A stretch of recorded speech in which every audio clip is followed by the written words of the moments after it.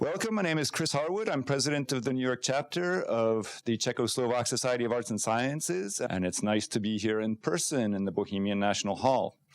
I'm very excited about this presentation today by Mr. Filip Šír, who is an expert sound archivist at the National Museum in Prague. And he is also the principal researcher for a project called New Phonograph, Listening to the History of Sound, which studies early Czech sound recordings in both the Czech Republic and the United States. He received his degree in library science from Charles University in Prague and is a member of the International Association of Sound and Audiovisual Archives, known as IASA. And in 2016, he received the Infoforum 2016 prize for the project Virtual National Phonothek. In 2017, with Gabriel Gesell, he was awarded the ARSC Certificate of Merit for his contribution to a research project called Recorded Sound in the Czech Lands. He has conducted research at libraries around the world and lectured at the Erekun Loeb Music Library at Harvard University. He's also lectured at NYU and at other institutions. He conducted a 2-day workshop at the Fonoteca Nacional de Mexico, and he's joining us here today in New York on his way from the International IASA conference in Mexico, where he presented a fascinating sounding paper on Voskovec and Verich entitled Transatlantic Battlefront, Czech Comedians Fighting Hitler in the Shortwave Trenches. So maybe someday we'll get him back here to do that one for us. But I'm really interested to hear today's presentation, in which he's going to tell us something about a fascinating person of Czech origin who did work very close to this building here. So welcome, Filip, and take it. Or good evening, dobrý večer in Czech. Good evening and welcome here to 1 hour or 90 minutes or 3 hours. And it's pretty well written, but still hidden. That's for sure. And that's also why I asked Susanna to come here to bring the Edward Jedlička, Edward, or Jedlicka or Jedlička back home after almost 120 years, because you will hear some of his songs captured or recorded on the phonograph brown wax cylinder, so that's Edison cylinder. Who knows a little bit the Old Town Square in Prague? Someone here? So you know the Trdelník, the dough. So now you also know the Edison brown wax cylinder. That's what I'm using. Yeah, thanks to food. The funny thing is that the Trdelník is not a Czech food, or the sweet. But who knows? Who knows this? So let's go from jewelry to sound recording. I first met with the topic because my a viceman or a person who leads me into the history of the sound recordings, Gabriel Gesell, well-known translator of George Orwell, some books, and also the Stephen King's books in the Czech Republic. So he told me, "Hey, we've got a lot of recordings in the United States for Czechs." That's interesting. In the early of the 20th century, the ethnic recordings, so Bohemian recordings, there were no Czechs, but it was called Bohemian recordings. There's much more recordings there in the United States instead of here in the Czechoslovakia, in Austria and Hungary, and the Czech lands. He wrote. I was at 1% of the whole book. A recorded sound in Czech lands, 1900-1946. And I asked him, okay, let's put the Czech stuff for the US there. And he said, no, let's do another book, Bohemia on records, early sound recordings for the Czechs in the United States. And we did it. 3 years after this first book, we did the second one with 50% of my my work. But I focused on the Jedlička because when I learn more, then we found this guy, pretty well known, a discographer and ethnic recordings person, who told us, oh yeah, back in the 80s, I saw in Library of Congress a 40 Brownback cylinder with Jedlička, and it looks that they were the oldest of ethnic recordings for Czechs in the United States. Boom! I want to find them.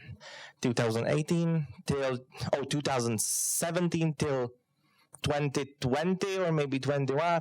I was digging in the Library of Congress with no results. But after that, we found them. So they found, let's say, 30 plus or 30, 40 cylinders with the audio. And you will see them.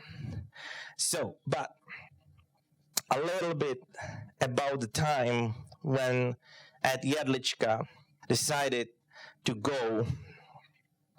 This is a picture or photograph from great grandson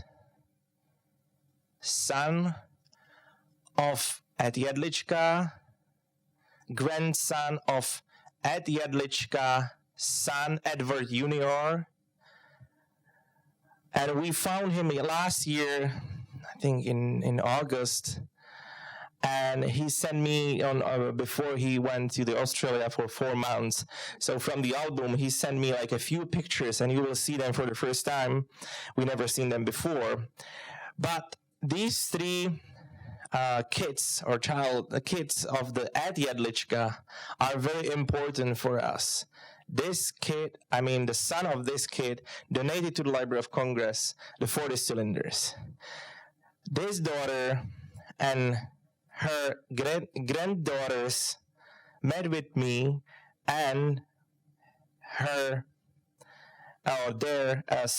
brother donated to Iowa 100 cylinders.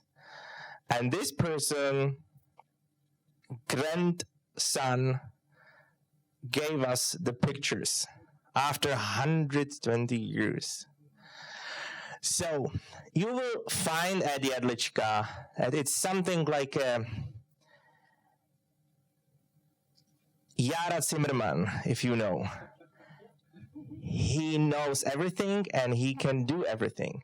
Jara Zimmerman, you will never see him as a picture, but Jedlička, it was for real. He was really good.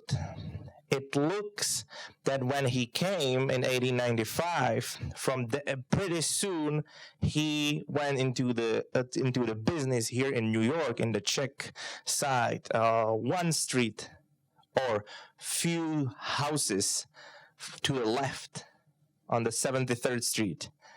In the 10 years, 10 years he was there. And I hope that you will find pretty cool stuff here. So let's begin the journey. He was born here near the Brno. It looks that there is another connection between another person important for Brno and for the Czech side, to the Czech lands, Karel Jarušek. Maybe there is a connection that the Jedlička, uncle was connected with the Jarušek in Brno, because the cylinders, again, the phonograph cylinders. He was traveling with the family to the Prague. He learned to be a gold maker or jeweler maker. But the important was Varnsdorf. In Varnsdorf, pretty soon you will see the pictures of the document about the arrest of Jedlička. So here, what we found, that's pretty interesting, because you can find a lot, but it's really hard to find the particular person if you don't know more about him year, place. So all these documents, when you put on the timeline, are pretty cool and nice. Oh, you did a good job. Yeah, but I found this document, 3 months ago, and I'm doing the research like 4 years. So it was just an example, but you can imagine how hard it was, like, to find something if you don't know exactly the thing what you need to have. So the studying in Prague to be a jeweler, 1882, he finished the school, or he began this. He began to be the studying when he finished in 1886. So let's say 9 years before he left. That we've got 1895. This is the German document, Steckbrief, and a lot of red lines and a lot of letters and words. We thought that never happened. May 8th, 1895, that Jedlicka was arrested, and we will show you why not. It was a fraud, so he was a fraud. Something happened, nobody knows what's happened. But remember the date, May 1895? He wasn't in Austria-Hungary. So he left a month before the arrest document, and his age was 28. Remember the kids? He had 4 kids that time and wife in Wansdorf. What is interesting is that his wife was the owner of the jewelry in Wansdorf. He was just an employee. But let's go to the left from the building. First, 424, still there, the building. 73rd Road. Here's the First Avenue, and here's the Avenue A that time. Then 400. It's weird because this was a much bigger house than this, but maybe it was a combination. We don't know yet. Then 1359, and you will see this number also when you will see the phonograph cylinders, and then 1328 First Avenue, so between 71st and 72nd. This is 72nd Street. 1898. Thank God to the Internet Archive and New York Public Library, we've got a phone book, or this is a directory, if I'm right. This is a directory. So, yes, yeah. Jedlička, jeweler, 424 East, 73rd Road. So from 1898, he was known as a jeweler here in New York.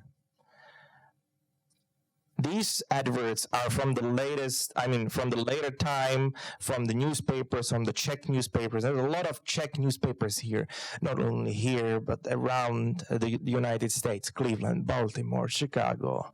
20 years after this, Chicago was the biggest city with the population around 250,000, and with one important mayor for the Czechs.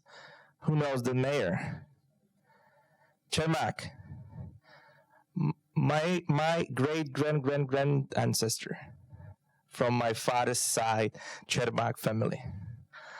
But we never found the connections officially on the document. But it's a good story.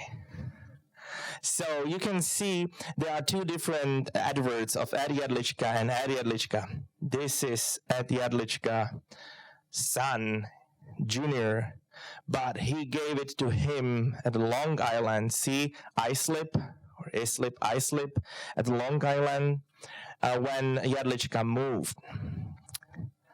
So, Suzanne talked about the award this was a word or special gift from Czechs in New York to Jan Kubelik, very famous and young violin player. That time, 1901, it was his first visit of the United States. So I hope that you can easily to maestro from the Czechs of the New York. But the most important for us is the Silverland branch presented to Mr. Kubelik is a true work of art created by Mr. Eduard Jedlička, Czech goldsmith and jeweler, 1901-02. Because it's not only about my dog, it will be also a lot of, I hope, a lot of songs. So I will just play you what played Kubelik here that time from one of the oldest and pretty rare recording on Phonotypia from 1902 or 1.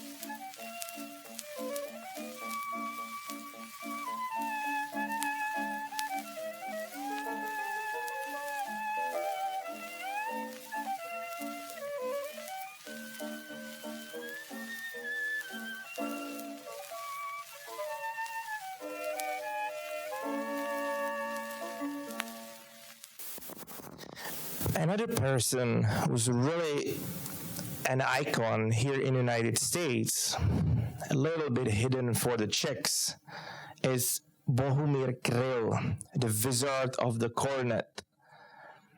The recordings, what you can find on the CD, pretty easily findable at the eBay, are from the 1901 till 1918. Most of them are the 78 or the shellacs or the phonograph records. I mean the discs. Some of them are from the cylinders. This is a oldest or the first advert of Jedlička, Czech Records, original master American pressing from 1359. So he's not at the the best address 1328 First Avenue, but he announced a Bohumír Kryl. For people who understand from the private collector's field, everybody got the recordings from this period, but not the recordings from Jedlička. And he mentioned 94 different numbers. I mean, maybe recordings or songs. So it's pretty high, and we found only one. This recording is in Iowa State University. And you will hear Bohumír Kryl from 1903.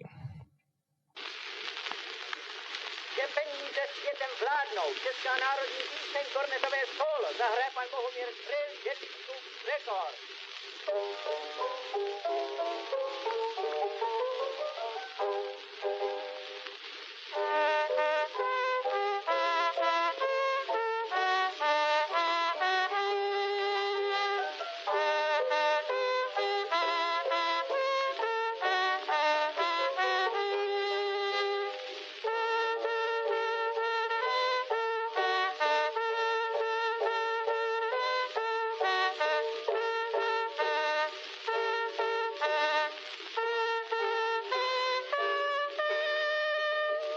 So, who remembers the picture of the Jedlička from the right side and saw the picture of the Jedlička here, that's the same photographer. That is the same photography what we received from the great grandson of Jedlička. So we are pretty happy that we can say, oh wow, that's pretty old photography before or around 1903. He patented the trademark. I mean, the trademark was patented in 1903. So we know exactly that. Oh, this happened at that time. So that is also really important. Of course, that, you know, we are talking about the jeweler at Jedlička, and now I'm showing you sheet music seller and recordings. As I said, I think that multitasking developed by Jedlička, maybe it was possible that time. What we also found, I'm sorry for not having here, because it's really hard to find inside or interior of the music shop or of the place where somebody that time lived or worked. You know, later when he tried to be not only the jeweler, you can find here it's a music store and the book library or bookstore. So he was also doing from Colombia. It's pretty rare, like to got a written title, but he put the Jedlička importer. This must be around or after 1906 when he moved to 1328. So it's a combination of everything. You first need to know when he lived, then the directory, then the censuses. So then you can confirm or decline the idea that, oh yeah, he moved here. Yes, that's correct. No, it's not correct. So, still, who remembers the first picture? It's the same picture, but in 1907.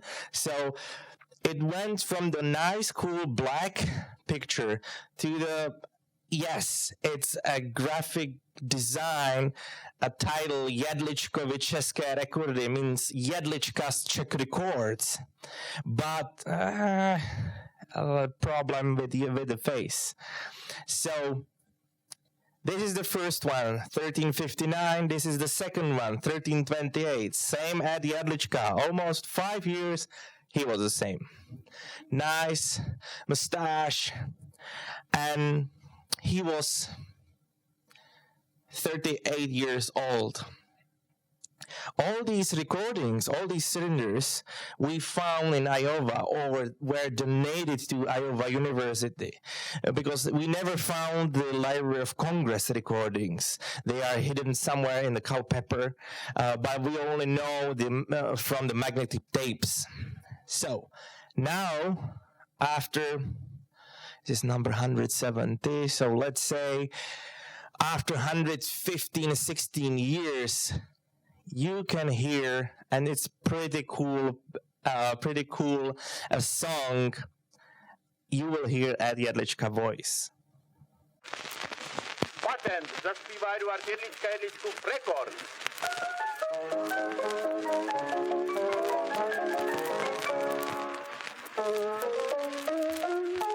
Nejdřív řezníkem býval, pak volí porážíval. Dneska cylindr nosí a jménem doktor se ho nosí. No to je patent, patent, patent, tomu patří talent, talent, talent.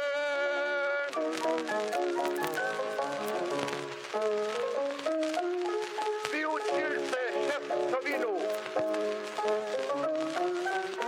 pak zanechal tu dřinu, pak vlez ku politice, no a dneska mete ulice. No to je patent, patent, patent, tomu patří talent, talent, talent.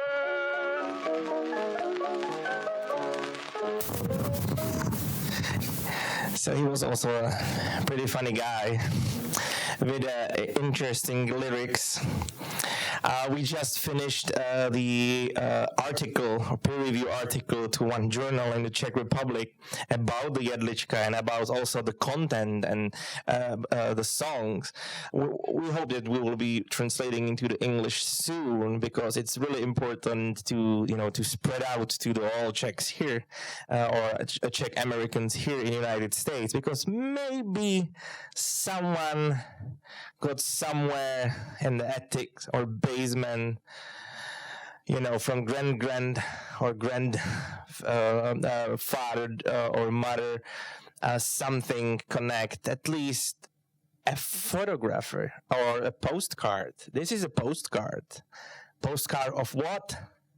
You are sitting here. So that's a moving picture, so it must be around 1910 or something like that. And it's a Bohemian National Hall. So he wasn't just a jeweler or the music seller or a bookstore owner, but he was also a photographer.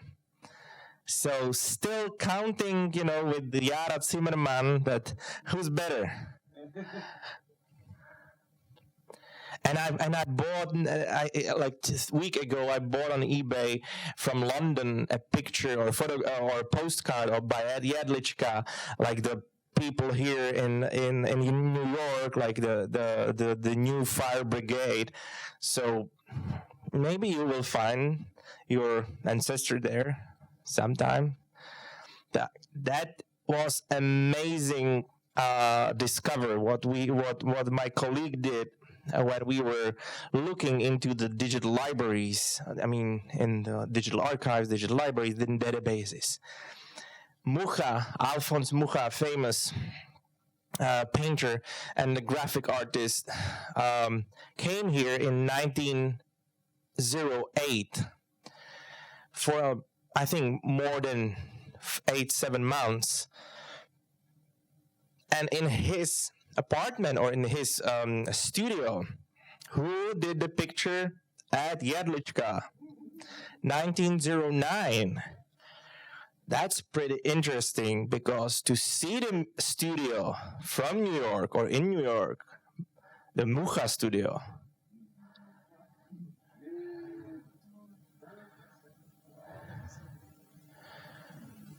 and now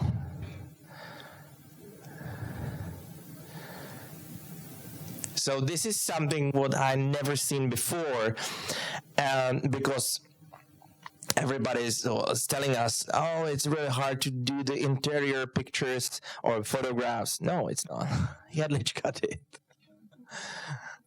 So that was a Mucha. Jedlička wasn't not only jeweler and other, but also the promoter.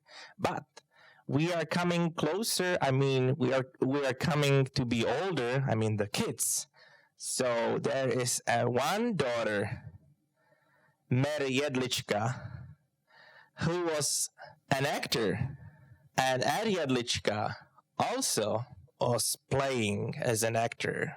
But they helped Bohumir Pták and Hanny Förster to do the entertaining in Bohemian parts of, or in the Czech sides. So not only here, but also in the Long Island and in the different cities. He was here around 2 years. He left back, or he came back to the to the Austrian-Hungary. But when he was traveling here, he did around 20 or 30 different recordings for Edison, Columbia, and other. Not too much Czech singers did this that time, but because it's not only about the Jedlička, but also something special. So you got like a small gems and the treasures from the archive. This is a treasure from the National Museum, and this is a recording by Pták singing a short passage of the Prince from Rusalka. This is true.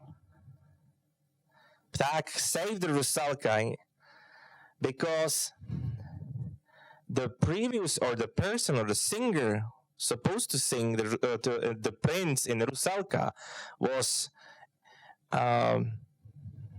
not well with the health after the long night on Friday in pub. So Dvořák himself came to Pták to ask him, hey, you must sing the Rusalka at the premiere. It was the Saturday. We found this as one of the oldest and rarest voice singing the Prince from Rusalka. Rusalka, zpívá pan Pták, Den Národního divadla v Praze.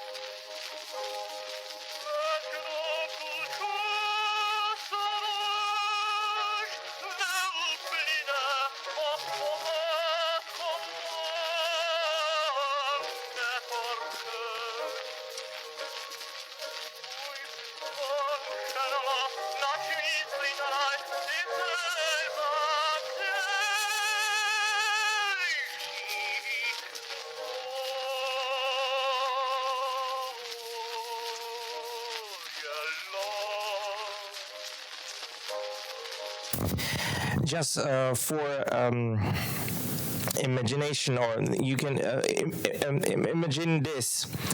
They were singing not only the Pták. It's a pretty, it's around 1902, 3, maybe 4 or 5.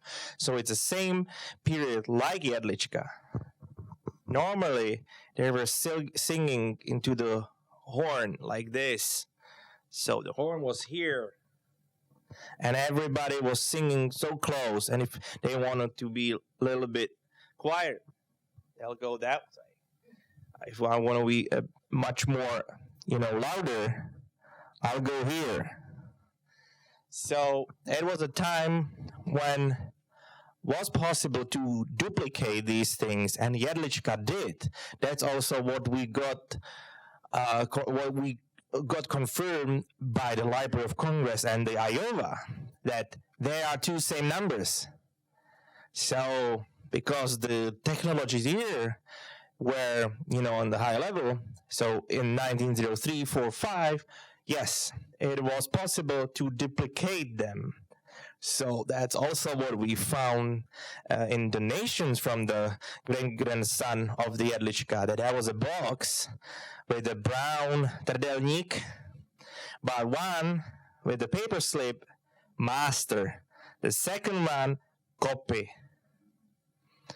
Pretty rare, and I never seen these before from a different producers, because he was also the producer, not only more manufacturers. He bought the cylinders, the blank ones from Edison, maybe from Columbia, and he did the recordings. So as an actor, that's a New York Herald, 1917. But what we got from the family. I saw only this one, so imagine that this picture came to me on WhatsApp, but it's captured, covered, or around this picture, there's like 3 or 4 more pictures, like this side. So yeah, this can happen if you got a good technologies, like to make it bigger. So an actor. Can't believe. Important for the people here, not only that time when Jedlicka was here, but also, later. What I forgot to tell you is that this time Jedlicka got around 4 more kids. So his wife came in January or February 96. If you remember, he was here from April 95. She brought the kids with her, but another kids were born here in New York. In total, 10 kids. So you can imagine that the research with the 10 kids is better than the research with the 1 kid. Example, I've got another music seller in Chicago, Joseph Yeran. Only 1 son. But I found the great-granddaughter, and I've got everything from her. But I don't have the recordings. Here, you got much more percentage to success because the 10 kids, and I found 3 kids or from the family tree. So it's pretty cool. Anyway, he applied to be a U.S. citizen. Same happened to the Voskovets and Verich and the guys who escaped from the Nazi Germany. From the Nazi Europe in 1939. You can apply for a U.S. citizen, but 5 years you must stay here, and after that we will give you a petition for naturalization. That was the first document what I found online with few. I think that you remember this one, with a list of the kids, but everywhere is New York, New York, New York, New York, or wrong date or wrong name. So when I showed this to my friend archivist in South Bohemia, she said, "Oh yeah, that's Strelica. Oh yeah, that's easy. It's here."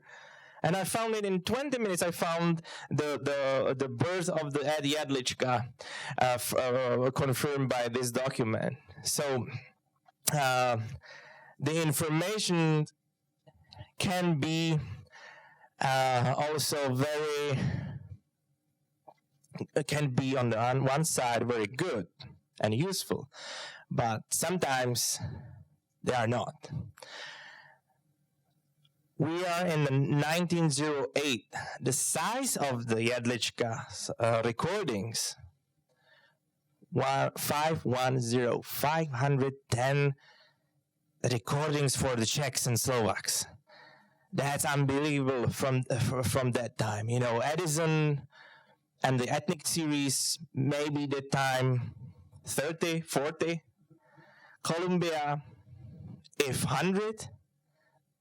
Later, yes. By that time, he was the biggest producer of the recordings for the Czechs. As I mentioned before, we received a lot of pictures or photographs. This is also a pretty small picture on WhatsApp. I hope that it's a big Model 41 from 1910. So I put it in Google pictures and it showed me, oh, it's not Ford. This is at Jedlička. At Jedlička Junior and the small ones. In that time, the first 4 kids were around 18 years old, or 15, 16, 17. These are the youngest one. But a few years after that, let's say 1917, because the U.S. went to the First World War, the 3 kids of the Jedlička, the first son, were in the war. And we found from the Long Island or East Islip, like the nice, cool picture in the newspapers, but not Jedlička. So why driving to the Long Island? It's interesting, but he was rich. He bought a property in Bronx, and later in the 1912, he bought for the $6,000, if I'm right, the weekend house or summer house at Long Island, in the middle of Long Island. But you know what they did with the two kids, with the two sons? They moved to the Long Island. And two sons began with the company Jedlicka Brothers. Here is a little bit problem with the research, because Jedlicka Brothers was also the lumberjack company, or I don't know, like the company who's doing something different totally in the Long Island, but was called by Jedlicka Brothers.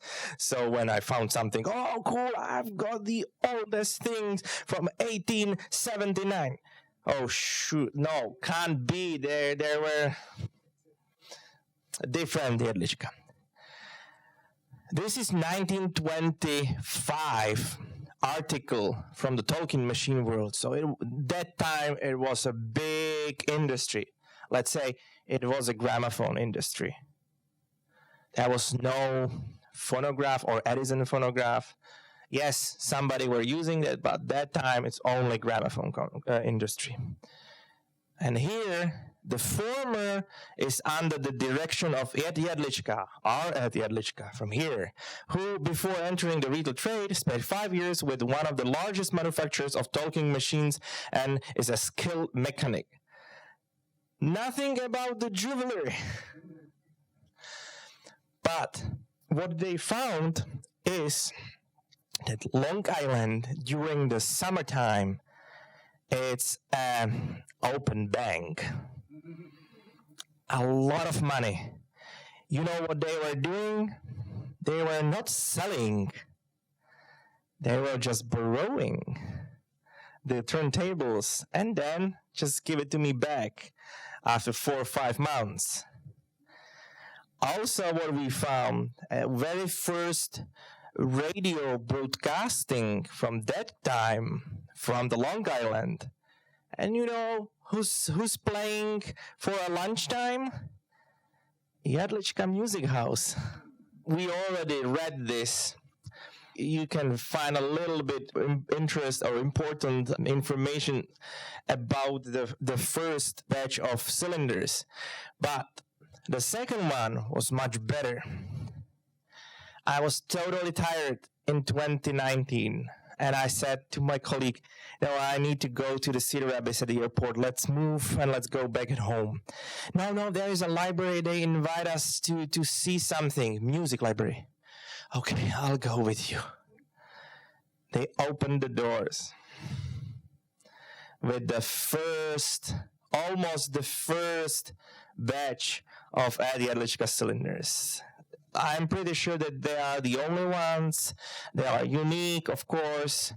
And years after that, when we started to cooperate with the KT from the Iowa, we also found the story.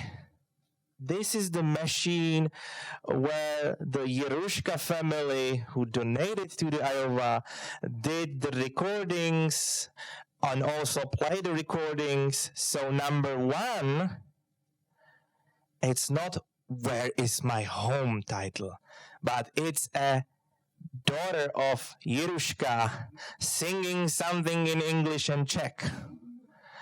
Because it's a brown wax, and if you got a shaver, if you got a shaver, you can shave the surface and reuse it. So it's something like a magnetic tape in the 90s, you know, when from the dictaphone. Remember how I said about the boxes with the paper slips, master copy? See? That's the same box. But this advert is from 1903. This box we took a picture few months ago. So we hope that we will put together around 200 cylinders from the 500. It will be amazing because it's a really a Czech sound culture heritage here in the United States. I believe that not so much nations got this preserved or captured. So, a little bit about the preservation. This is a machine called Endpoint. We've got one in Czech Republic, number 5 in the world, and we are the first in the Europe who can have, the needle, and you can also use just the laser, so you don't. It's a touchless, or it's without the touch. We can read the sound, but they did. For the Iowa in Indiana University and preserve the sound. So after that, when I received the sound, I transcript into the Czech language, into the text, and then translate it into the English. So the Iowa got almost a gold for free with all informations, plus the pictures, plus the content. It's a story for a book.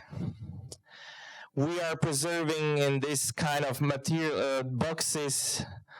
It's pretty interesting because it was made by a colleague from one association here in the United States.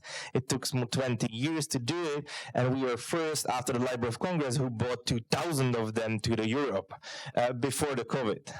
During the COVID, it was hard to get anything from here or anything here, but it was really a pleasure to do the research during the COVID because everything was free and open. More information, if you took a picture, you will see the basic slides about the Jedlička from the previous talks. This is me. This is my colleague from the university at Jedlička. That's all from me. If you got any questions, ask. If you wanted to switch to a different period, let's go. It's for free. Yeah, go ahead. Did the musicians, the cornet player, and the singers actually come to his residence to do this recording? Yes. It was a residence and studios at the same time. Okay. It was 1359 Avenue A over there. In the building, in the house, in the small room, later in the 1328, and it looks like they were using what we found. They were using jak se řekne záclona? Curtains. Oh, that's right, curtains. They were using curtains for a different quality of the sound, so they were putting. But he was singing. And someone was playing over there, but there were no 2 microphones. The machines for capturing. There were only 1 horn, and the piano was there. So that's how you can hear the piano from the distance. That's why you can hear the piano from distance. Other questions? Oh, in the back. I was just wondering if each recording has an introduction, right? He says, yes. Whose voice is that? I have no idea. It was not Jedlička. Not Jedlička. It must be someone, an employee of Jedlička. That's something what is really hidden to us that, for example, if I compare with the Joseph Jordan in Chicago, I know about the list of the employees. But here, I have no idea if he got someone or not. But if I'll switch just for 30 seconds to the Voskovec and Verich in the 39, the person, the Sokol, TJ Sokol is 71st Street. Am I right? Yes. So two streets over there. March 1939. They did here the first entertainment for the Czechs and Slovaks in New York after they escaped from the Czechoslovakia. We found, or one colleague found, a flyer from that time about the event, and on the back side, and I found 2 years after that, its address. And guess which address? 1328 First Avenue. It's not a Jedlicka. It's totally a different jeweler. But it's a jeweler at 1328 First Avenue. So there is a possibility that he was maybe an employee or someone who was learning from Jedlicka. Maybe? Anyone else? Other questions? Little sideways question. Do you know how prolific he was as a jeweler? Are there other major works besides that prize given to Kubelik that he's known for? I never seen anything else till the time, and you know, it's funny, but the prize was sitting in the Czech Museum of Music archive under my nose 6 years till the time when we found the article about the prize for Kubelik. So, you know, every week, every month, go to the newspapers.com and again put the same keywords because you will find new articles and new newspapers.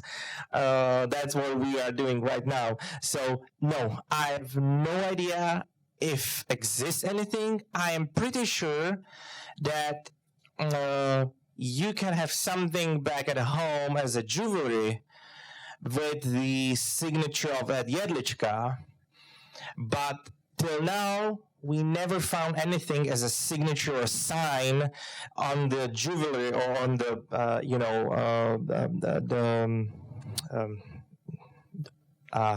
what was the name of the ratolest? Oh, see, that's a hard word, ratolest. I don't know in this context. Yeah. Yes. Or piece of tree. Yeah. So yeah, we hope that something will be somewhere. Did he continue his work up until he died doing this? And did any of his family members continue his company? Yes. In different ways. A jeweler, yes, it was Edward Jr. As a jeweler, he continued. We found in the 50s. So the first time when I found the articles from the newspapers, I saw, wow, Jedlička lived till the 50s. No, he died in 44. So it was his son, Edward Jr. And from Edward Jr. grandson, we've got the pictures of the Buke and actor, etc. Another two sons did. They were doing the music sellers, and East Islip and Southampton and East Hampton. So yeah, they continue his legacy. Let's say. Anyone else? Any more questions? We can ask, like, who wants another 19 minutes of Voskovec? Well, maybe not tonight, but we would love to get you back here for that. Yeah. Tell us a little bit about what you did in Washington, D.C. Oh, yeah, sure. Just a little bit. Yeah, a little bit. 30 seconds, counting right now. Okay, because I'm trying to travel a lot, in big support by the National Museum. Another direction of my research is a topic of the World War II radio broadcasting from the United States to the Czechoslovakia against the Nazi or Hitler Germany. Luckily, it's about the two comedians for the American people. It's like Lauren and Hardy. But Voskovec, you know him. He lives here, and he was a great actor under the name George Voskovec. For example, the movie 12 Angry Men. And Voskovec and Verich went here They try to be good just with the entertaining the Czechs and Slovaks in 1939, then didn't realize make no sense. So let's translate the Heavy Barbara play to the English. They did in Cleveland. Then they did another one. Oh, it's not good. What else we will be doing? Oh, let's go to the Hollywood because we never went to the Broadway or succeed on the Broadway. Let's go to the Hollywood to do the movies. No, again failure. So they went back to the New York. But from the 41, they were recording sketches, a 4-minute sketch for the BBC. So one side of the disc, at that time, it was one sketch. So they did the two sides. They sent it to the New York, then to the London, and in 2 months, BBC broadcast it to the Czechoslovakia as a support of the resistance in Czechoslovakia. But it was not so actually, I mean, the reports on something. When the U.S. came to the World War II in 41, so in 42, they set up the Office of War Information. Later, you know this as the Voice of America. They hired them, and they did more than 500 different scripts, 15 minutes till 30 minutes in 45. And they were broadcasted directly from the United States to the Czechoslovakia. And we are now putting everything together and trying to present as an example to other countries to preserve and protect their history during the World War II. So that's another topic what we are doing. Music sellers in Chicago, preserving the sound culture heritage in Czech Republic, and so on, so on. So these kind of stories will give me the opportunity to travel, to find more information, and also to sell the topic to you. Great. Thank you for coming.